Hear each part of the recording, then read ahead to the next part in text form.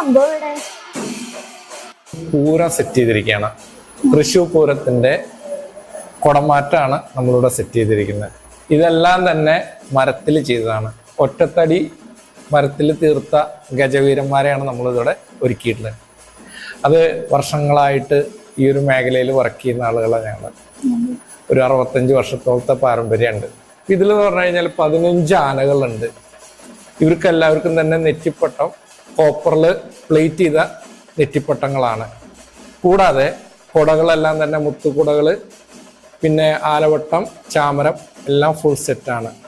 ഇത് കൂടാതെ ഈ ആനപ്പുറത്ത് ഓരോ ആനപ്പുറത്തും 3 ആളുകൾ ഇതെല്ലാം പിടിച്ചിരിക്കുന്നതും കോലം പിടിച്ചിരിക്കാനായിട്ടൊരാൾ, അങ്ങനെ 4 ആള്. പിന്നെ 51 മേളക്കാര്. ഇവിടെ ചെണ്ട, എലത്താളം, പിന്നെ കുറുങ്കുഴല്, കൊമ്പ്, 51 മേളക്കാര് മൊത്തമുണ്ട്.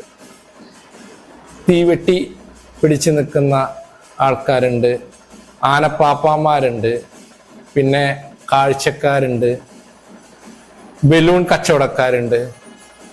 അപ്പൊ ഇത് ഒരു കസ്റ്റമറിന്റെ ഒരു റിക്വയർമെന്റ് ആയിരുന്നു.